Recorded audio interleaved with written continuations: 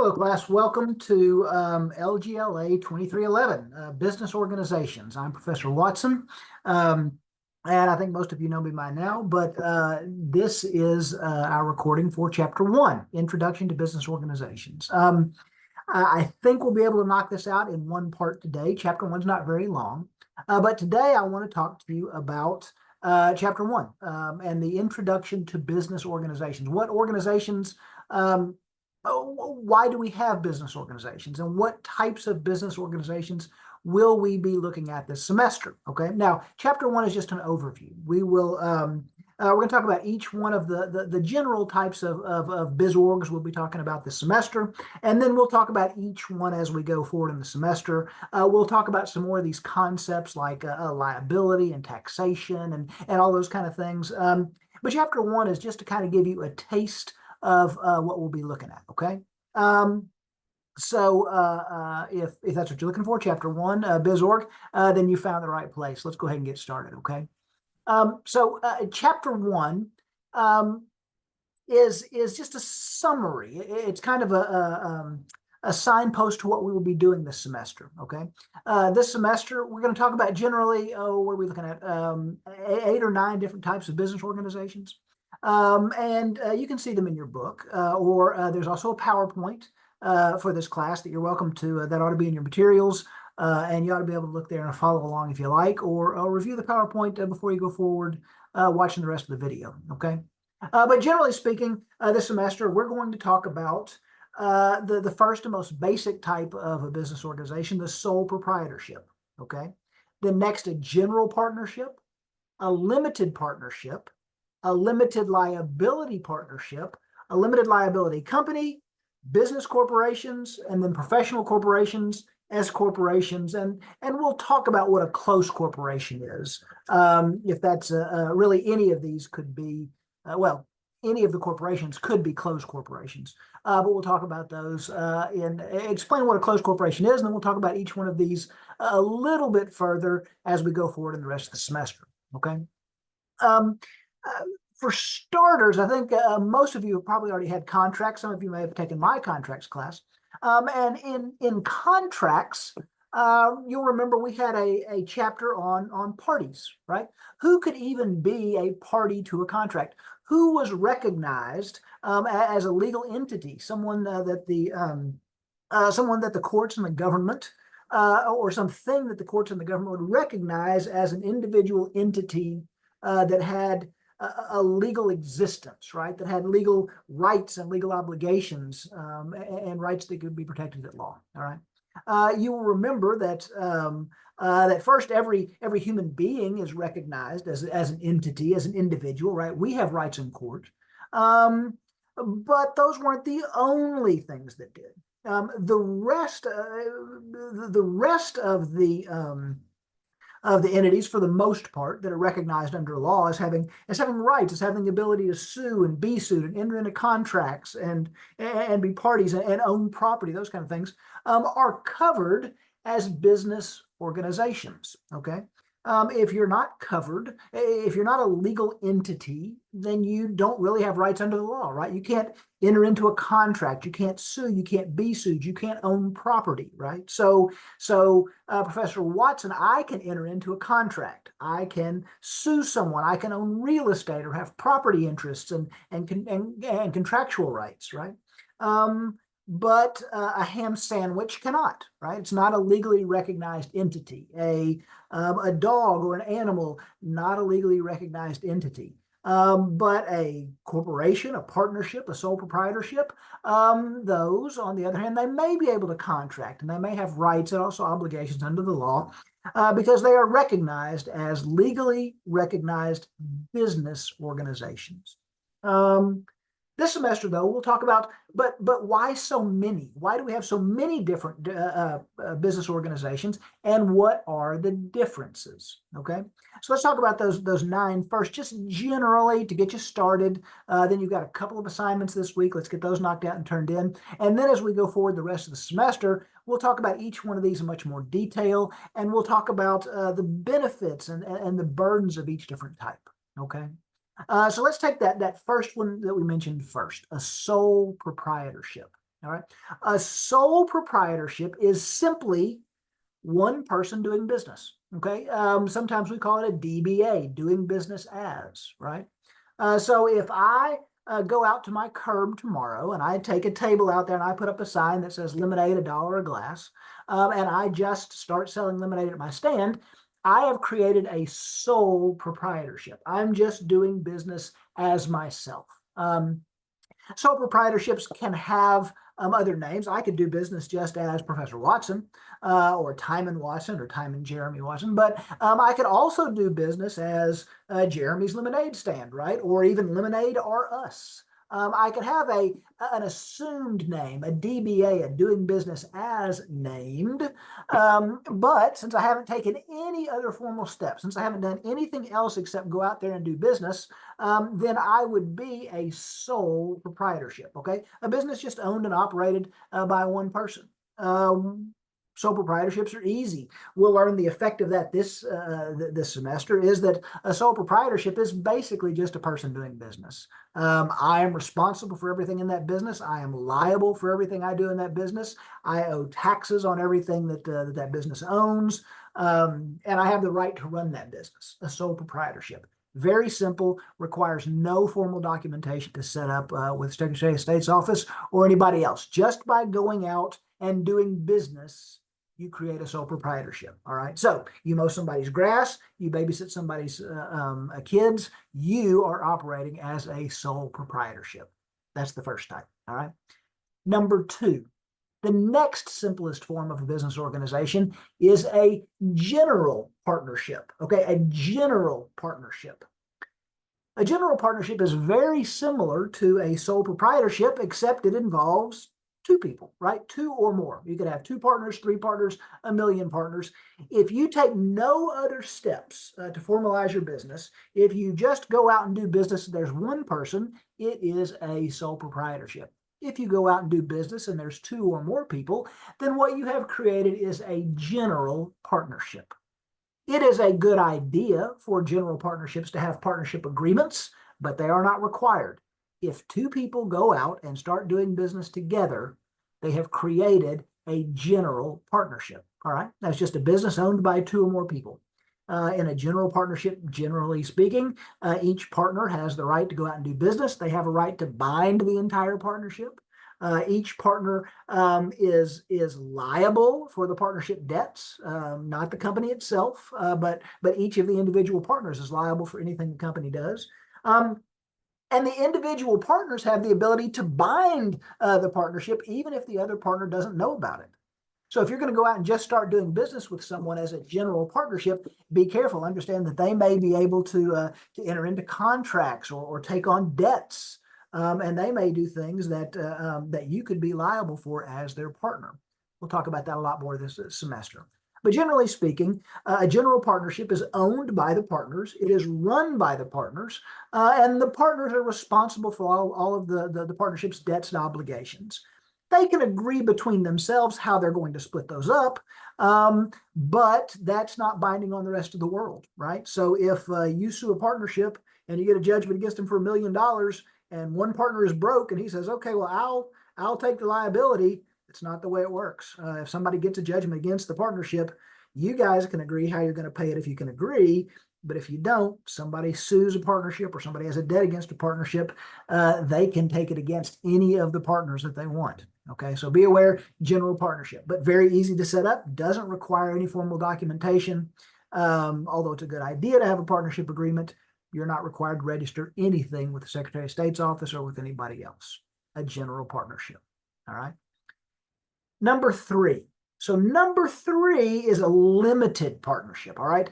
Now we're starting to get a little more complicated. Limited partnerships are always governed by statute. Limited partnerships must be created under the state statute in which the partnership is going to be located. Okay.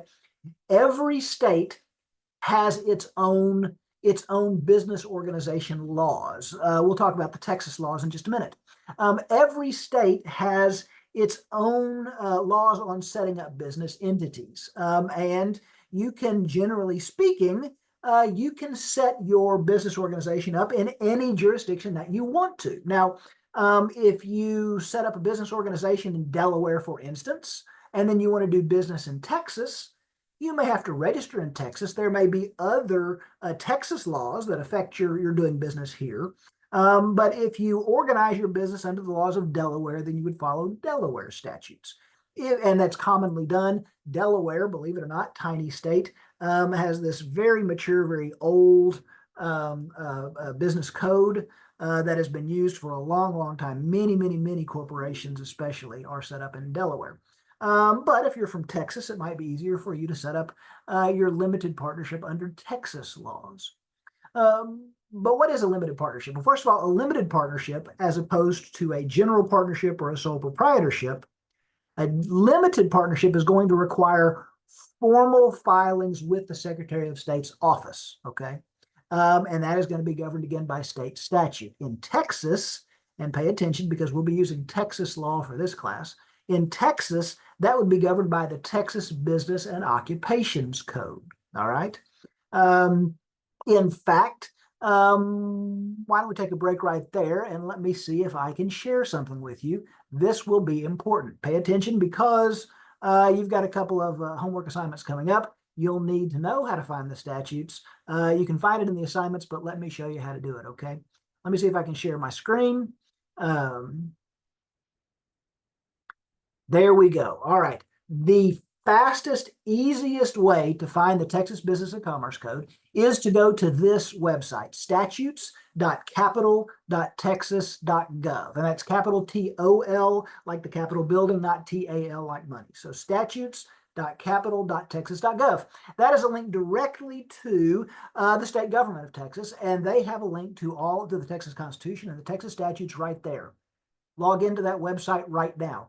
Bookmark this website, because if you are going to take law classes or if you are going to become a legal professional in the state of Texas, you will very likely use this website at least every week, maybe every day. All right, but at least you'll know where to find the statutes. But where in the world is the Texas Business Organizations Code? Well, if you'll come over here and click statutes, there it is. Here are all the Texas codes. It will probably pop up for you, look like this first, but here is the Business Organizations Code. If you click the plus, it will expand, and look there. Here's all of the Texas Business Organizations Code, including, starts with Chapter 1, definitions. I'll point that one out to you right there. Definitions can be extremely useful.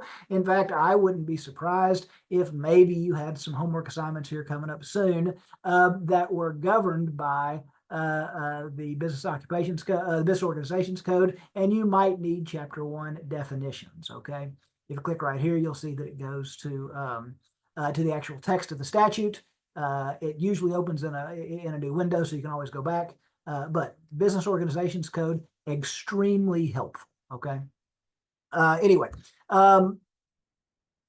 where was I? So a limited partnership, at least in Texas, is created under the Business Organizations Code, created under the state statute. The difference between a limited partnership and a general partnership is that in a limited partnership, some of the partners have limited liability. That means that if someone sues the partnership, or if the partnership has debts, only some of the partners are going to be liable for those, okay?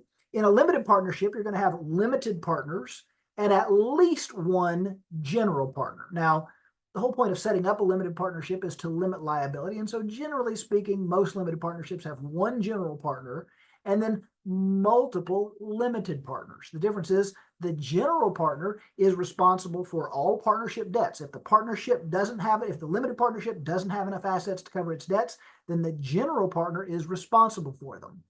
The limited partners, on the other hand, we say they are only liable up to their investment, right? They have limited liability. The most they can lose is what they have invested in the partnership. So if they've invested $10 or $100 or $1 million in the partnership, and somebody gets a big judgment against the partnership, they can take all of that, but they can't take any more from the limited partners. All right.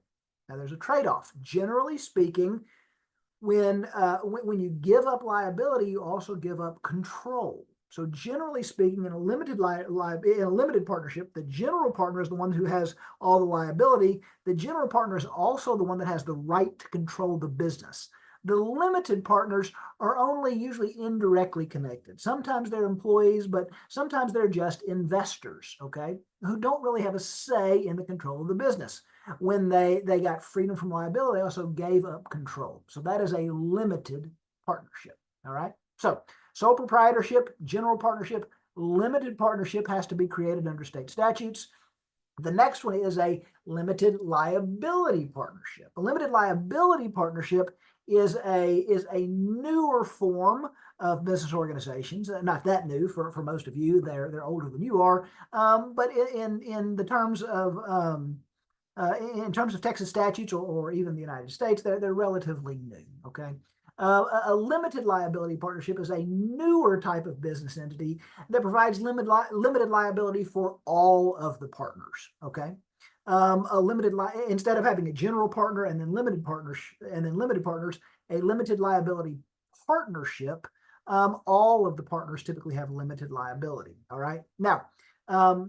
We'll talk about all of this much more as the semester goes. It's important to understand that when we talk about partners or owners having limited liability, understand that means that if someone gets a judgment against the organization, they can't go after the owners or the investors that have limited liability simply for the company's debts.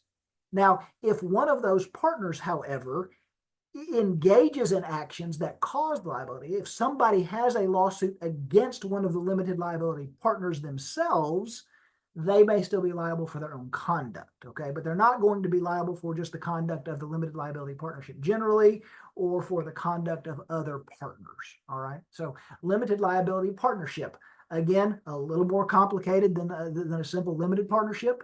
It does require formal documents and formal filings with the Secretary of State's office. It requires regular updates of those things. It requires certain tax issues, those kind of things. That's a limited liability partnership. We'll talk about that more this semester. Going further, getting a little more complicated is a limited liability company, also governed by the Business Organizations Code. And these are available in most states in the United States. A limited liability company is, again, one of the newer types of business organizations that provides limited liability for all of the owners of the company, all right? It provides limited liability for the owners, and yet it still provides what we would call a pass-through tax status for its members. That means that the company is not individually taxed, and then all the partners are taxed again on their profits. Instead, the partners can apportion and pass through the tax liability to themselves. So there's really just one layer of taxation. Okay. It also means when it comes to things like profits and losses, the limited liability company can apportion those and pass those through to the partners as well. Okay. So a limited liability company. There are instead of having individual limited partners, you simply have owners, people who own interests in the limited liability company. Again, requires formal filings with the Secretary of State's office. Those need to be updated regularly. And again, it's got this pass-through tax status to its members. We'll talk about that more in the coming weeks. All right. Next type of business entity is the granddaddy of them all, right? That is the business corporation, or simply the corporation. A corporation is a separate legal entity existing, again, under the authority of state statute, all to itself. A business corporation, the owners of a business corporation have again, limited liability. They are only liable to the extent of their investment in the corporation. We would call those, in a corporation, we generally call those shareholders or stockholders, right? A business corporation provides the most protection for the owners, but it also distances control of the corporation from ownership more than any other form of business entity. We'll talk about this more as the semester goes, but in a corporation, generally the shareholders are as passive as they come. The only input that shareholders in a corporation generally have is to vote in a board of directors at an annual meeting. Okay, if they don't like the way the company is being run, then all they can do is show up typically at an annual meeting and vote in or vote out a board of directors. That board of directors is then in charge of hiring the officers and managers to run the company. Okay, even the board of directors doesn't run the company. The board of directors are the big picture guys. They guide the company, but they hire the officers, the CEOs, the CFOs, that kind of thing, who actually run the company and make the day-to-day decisions. Okay, that's a business corporation. Now, unlike most of these other entities, a business corporation is taxed separately. That means that if a business corporation makes a profit, it is taxed on that profit. And then when it passes those earnings on to the owners are taxed on those earnings again, right? So there's kind of a double taxation there. Why in the world then would you want a business corporation? Well, we'll talk about that more as the semester goes on. But generally speaking, because it is the easiest way to get the most investors, right? For really big companies, it is the easiest way to get investors who are just that. They're just investors. They're not involved in the day-to-day operation. And it provides the most protection for those owners. Okay, so a business corporation.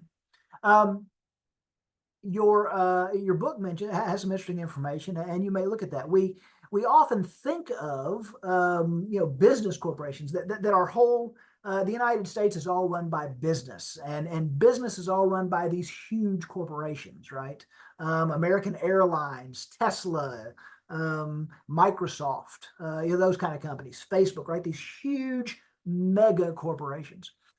It might be interesting to note, though, that those big corporations make up, I think, less than 10% of the total businesses in the United States. Most actual businesses are the simple ones, right? The sole proprietorships, the partnerships. That doesn't mean that the sole proprietorships and the partnerships do the most business.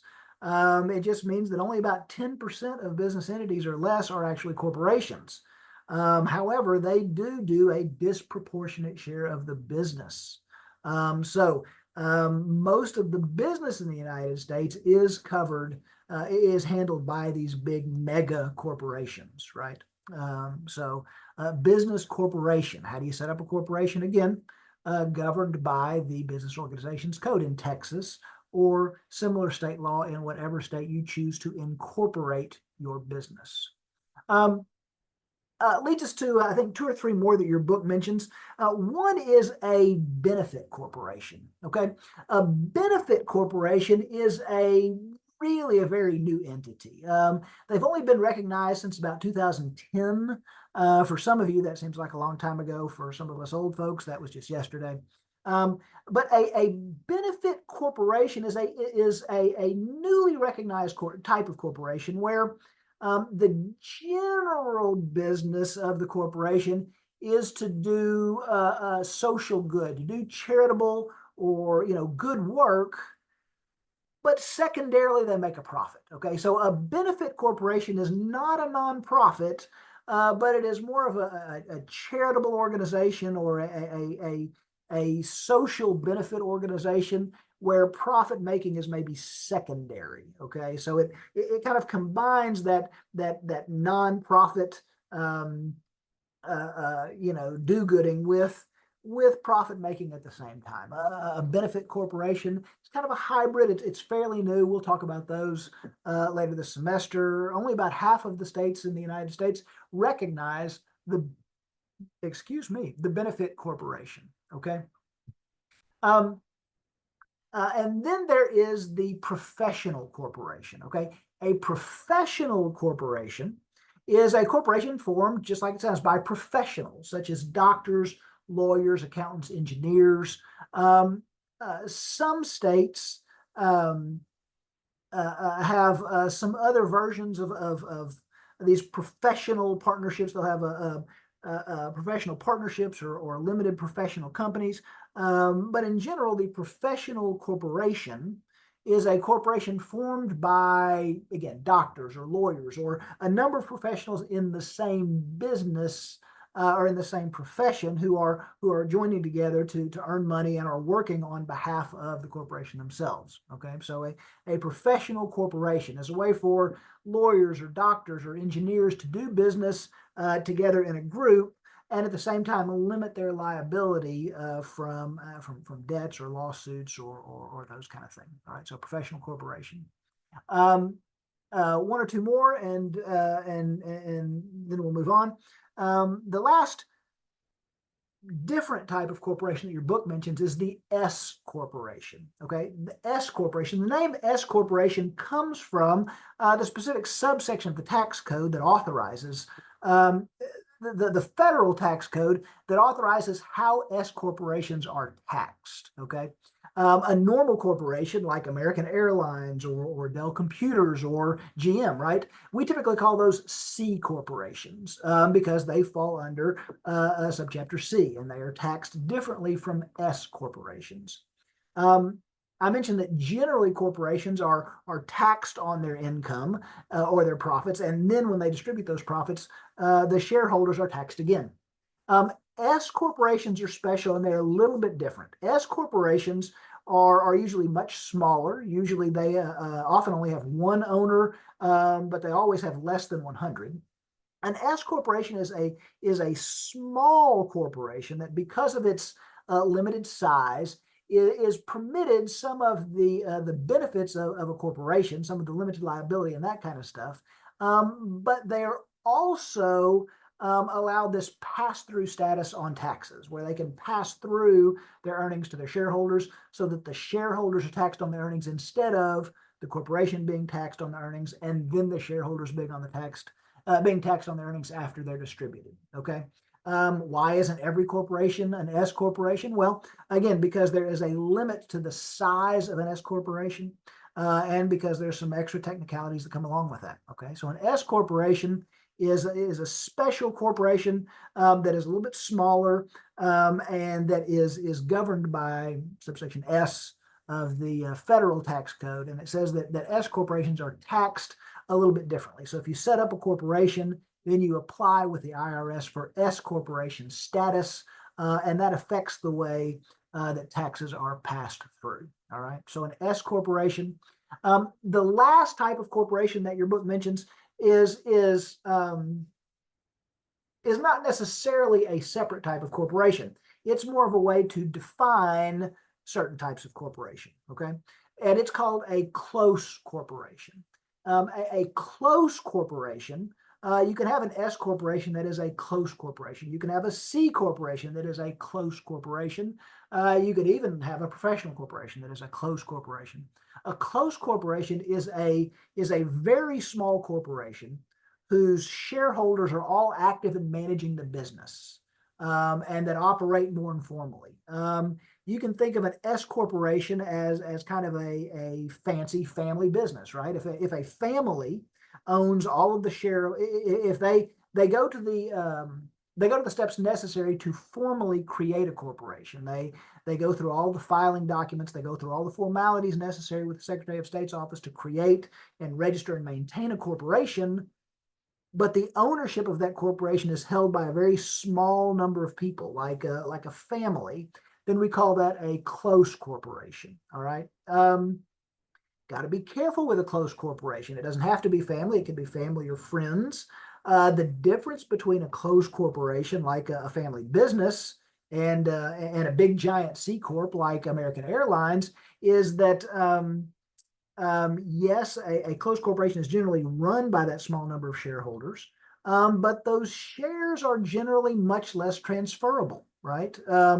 If you want to buy shares in American Airlines, you can sell those tomorrow pretty freely, right? But if you buy into a closed corporation where there's only 2 or 3 or 12 investors, those corporation documents may be very different. They may have a lot more control over who can buy in and therefore who can sell their shares, right? You may be able to sell them freely. It's just that nobody else is allowed to buy them. Okay, so a close corporation, and we'll talk about those more this semester as well. All right, so Let's see, that gets us sole proprietorships, right? General partnerships, limited liability partnerships, limited liability companies, regular business corporations or C corps, professional corporations, and then S corps. Those are those small corporations that have that pass-through tax status. And then lastly, that closed corporation, if you want to consider that a ninth one, or consider that many different corporations can be closed corporations. Okay. Um, that gets us to, let me see where we are. Uh, so so why would someone choose to be a corporation instead of a sole proprietorship? Or why would someone elect to be in a partnership instead of a limited liability company? Well, there's lots of considerations that go into that, and none of us can become experts on those in one semester. We certainly can't become experts on one of those in one chapter. So as we go on, that's what this semester is going to be about, is what is the difference between these different types of business organizations? What is the difference between a sole proprietorship or a professional corporation? Why would I choose one over the other? And this semester, you will learn that there's a number of different considerations. All right. When you are trying to decide what type of corporation, what type of business entity to create, if any, it's usually the kind of thing that you want to consult with both a lawyer and an accountant, or at least a lawyer and slash tax lawyer about, because generally there's 7 or 8 things that that are really at the heart of what type of business organization to choose. All right. The first consideration is ease of formation, right? Ease of formation. If you're just going to go out and start painting numbers on curbs in your neighborhood, you probably don't want to hire a whole team of lawyers to set up a corporation and sell stock for you, right? It's cost prohibitive. You're not going to do it. So ease of formation is one. Ease of formation sometimes is just the default. If people don't go to any effort to formalize their business entity, then they get what is by default what they're stuck with, right? Either a sole proprietorship or a partnership. If they want to go to a little more effort, maybe you use LegalZoom or something like that. You see people set up a lot of LLCs that way, maybe partnerships. But if you're going to set up a full-blown corporation, if you're going to sell stock on a public stock exchange, right, that gets extremely complicated to set up. It's obviously also much more expensive. Now, makes it easier to raise capital and have investors and that kind of things, but it comes with a whole lot more baggage. So ease of formation is generally the first consideration when trying to decide what kind of business organization to set up. All right. Second consideration is the management structure. How is this business going to be managed? Again, if you're a sole proprietorship, if you're the only one out there doing business and you're doing the work and you're collecting the money and you're keeping the money, well, then a sole proprietorship is probably for you, right? But if you want to be an investor and you want to earn money from business, but you're not going to be directly involved, then maybe you're not worried about being involved in the day-to-day management, right? In that case, maybe you can get some benefits since you're not going to be involved in the management anyway. Maybe you'd be more interested in some of this limited liability, which is the next consideration. Liability or financial risk, right? Sole proprietorships, the owners are hanging it all out there. Partnerships, the owners are hanging it all out there. If they get sued, they could lose everything, not just the business assets. They can be responsible with their own personal assets. Whereas the stockholders in the corporation, all they've got to lose is their investment in the corporation. Now, again, control over the company and liability generally go hand in hand, right? The more control you have over the company, the more liability you have. The less control over the company you have, generally speaking, the less liability you have. So those are considerations that we'll discuss further and that people think about when they're trying to decide what type of business organization to set up. Continuity of existence is another one. Continuity of existence. What if you are running a business and you die, or you just want to quit working and you want to sell your business, right? A sole proprietorship doesn't really own anything. It's the man working himself is the one who owns everything. that's a little harder to pass along. If he dies, then who owns any of those things, right? Is it his estate? Is it who? Whereas something like a corporation or a more formally recognized business entity that can own property in its own name, if one of the owners dies, well, the company just keeps going on, right? The company keeps existing and keeps going forward and doing business. So continuity of existence is another consideration when you're thinking about what type of business organization to set up. That goes hand in hand. I guess I started to mention it with transferability. Do you want to be able to sell your interest in this business? Do you want your other with transferability, the ability to sell your interest in the business comes the ability to sell interest in the business and raise money, right? If the easier it is for the corporation to sell pieces of itself and raise money, then the easier it is for those interest holders to sell their shares of the corporation, right? And make money themselves. So transferability of ownership is a consideration, whether that's because you're talking about raising capital, like in the situation of a big corporation, or if you've got a smaller business, right, and you're looking at something like a closed corporation or a partnership. How do if I go into business with you tomorrow, and a year from now I decide I don't want to be in business with you anymore, what can I do? How can I transfer my share of the business? That's something to take into consideration when you're setting up a business entity. Finally, things like profits and losses. How do we allocate profits? How do we allocate losses? What do you mean, how do we allocate losses? Well, sometimes if a company is going to take losses, one of the partners or one of the owners may say, hey, you know what? I've got a whole lot of income from other sources. So I'd like to take the losses from the company so that I can bring down my own income and reduce my own tax burden, right? So apportioning those profits and losses goes hand in hand with taxation. And those are also considerations that you want to take in considering any type of business organization. How are we going to allocate profits and losses, and how is that going to be taxed? How can we minimize our tax liability? How can we avoid things like this double taxation problem? When a corporation earns money, then they have to pay taxes on the profits. Then they distribute those profits to their shareholders, and then their shareholders get taxed again, right? Is that really what you want?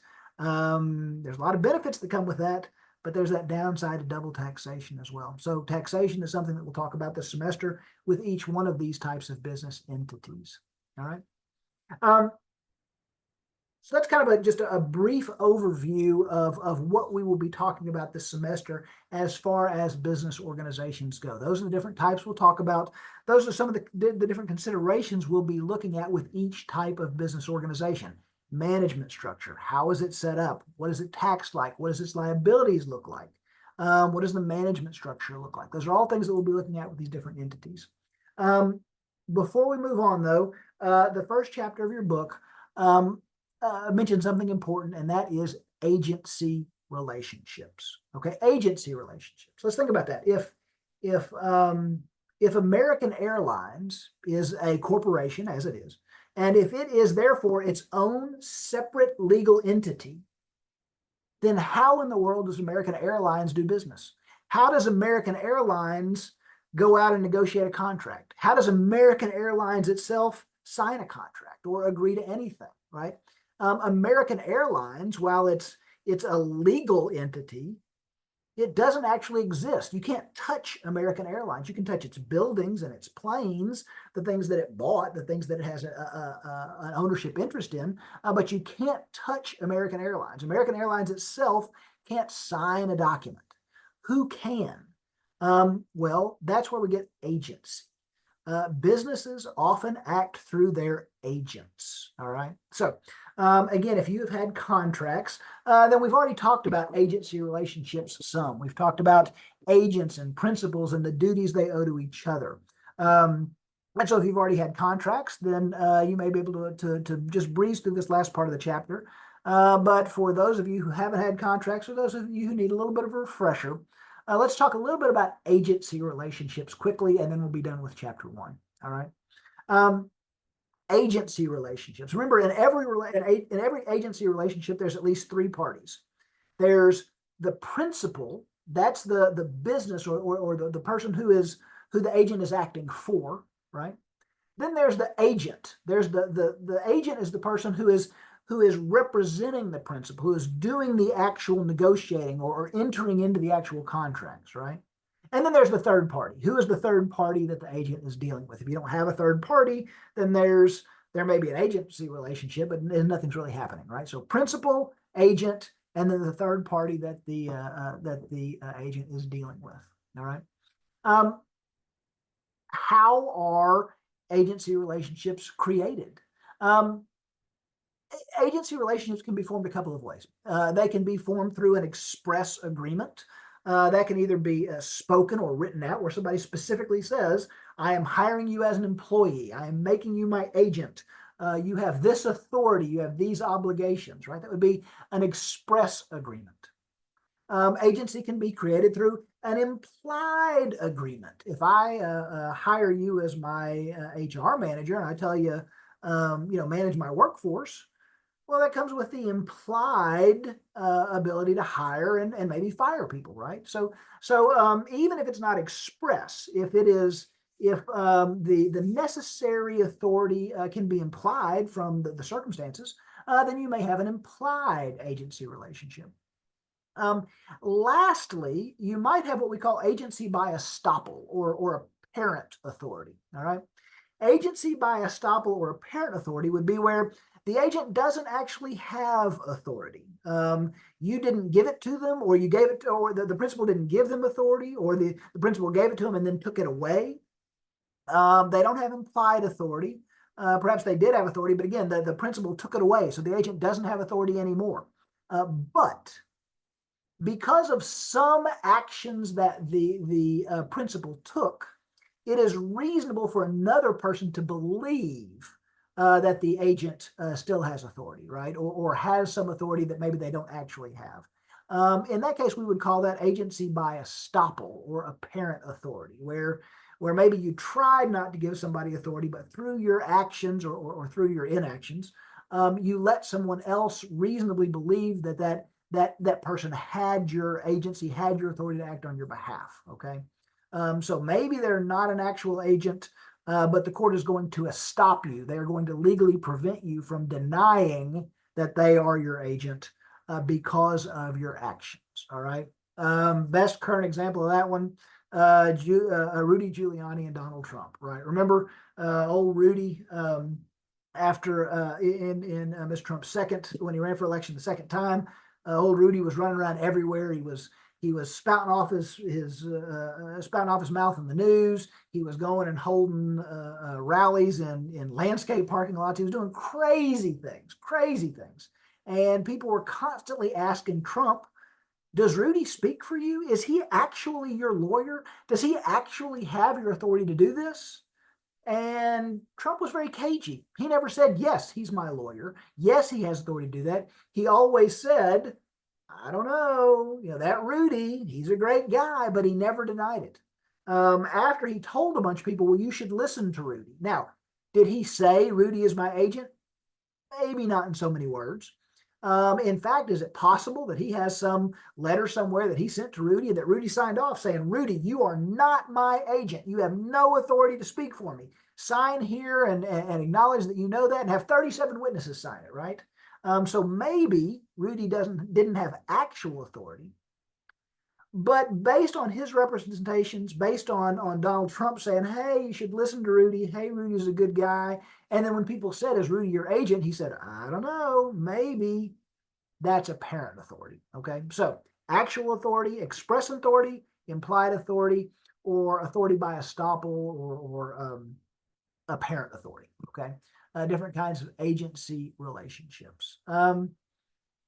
It's important to understand that when you have an agent, an agency relationship, you have an agent and a principal, that there are obligations and duties owed both ways, okay? Generally speaking, the biggest duties are by the principal. The principal owes a duty of compensation, a duty of cooperation, and a duty of indemnification. That means that the principal, if you're going to have an agent go out and do business for you, then you have a duty to pay them for that, and you have a duty to to indemnify them. If an agent is going to enter into a contract for you, then you have a duty to honor that contract. If somebody's going to get sued on the contract, if they're going to try to sue your agent, you have a duty to step in and say, no, no, no, he was doing that on my behalf. Your beef is with me. Okay, so that duty of compensation and reimbursement, indemnification. And then finally, cooperation. If you're going to appoint an agent, you have to cooperate with them and allow them to do whatever it is that you appointed them to do for you, right? Those are the duties by a principal to an agent. An agent has many duties too, and that they owe to the principal. And all of these duties we would call fiduciary duties, okay? An agency relationship is a special fiduciary duty. That's a special relationship between the agent and the principal, and along with it comes special duties that are implied by law. First and foremost, an agent has a duty of loyalty. Okay, they're required to keep the principal's best interests in mind all the time, to obey, to do what the principal has ordered them to do, and then to account, right? To account for any profits that they make as a result of this agency relationship. In other words, if somebody's going to appoint you as their agent to go do business, you can't be making money on the side, right? You have to account for that to the principal. You have to follow their instructions, do your best, tell them about any information you've learned that they might be interested in, and account for profits and the things that you do on behalf of the principal. All right, so it's a duty of loyalty, a fiduciary relationship that an agent owes to the principal. So principal, agent, fiduciary relationships. Basically, the principal's job is to cover the agent. The agent's job is to do his best to follow the principal's instructions and to keep the principal's best interests in mind all the time, even ahead of their own. All right, agency relationship. It is worth understanding that agents may be liable, that generally speaking, in an agency relationship, it is the principal that's liable, not the agent, right? If the agent does something on the principal's behalf, if the agent enters into a contract on the principal's behalf and the principal breaches the contract, then it's the principal that is responsible for that contract. However, it is important to understand that agents are always liable for their own tortious conduct. All right. So if you are working on behalf of a principal and you harm somebody, then that part through your own tortious conduct, through your own negligence or through your own intentional tort, even though you're working for somebody else, that victim, that plaintiff, may sue you individually for your own actions. All right. The flip side of that coin is that the principal may be responsible for all of the agent's actions, including that tortious conduct. But there it gets a little more complicated. If the tortious conduct was committed in the course and scope of the agent's employment, right? If you've got somebody working at McDonald's and after they get off work, they drive home and they hit somebody in their car, McDonald's is not going to be responsible for that, okay? But if McDonald's has a driver who is going out delivering, DoorDash orders for them, well, not DoorDash, because DoorDash would be an independent contractor. But if you own a sandwich shop and somebody calls in an order and you send your own drivers out and that driver gets into an accident, well, then that driver could be sued for their own tortious conduct, but so could the principal if that agent was acting within the course and scope of their agency or the course and scope of their employment, okay? So that is important to understand. Agency relationships. Okay, we can talk more about that as we go, but that is it for chapter 1. So you have a few assignments this week. Please take a look at the PowerPoint, read chapter 1, and then take a look at your assignments. All right, if you have any questions, you can always ask me in class, give me a call, shoot me an email. Otherwise, get your assignments done, get them turned in, and we'll see you next chapter. Okay, thanks.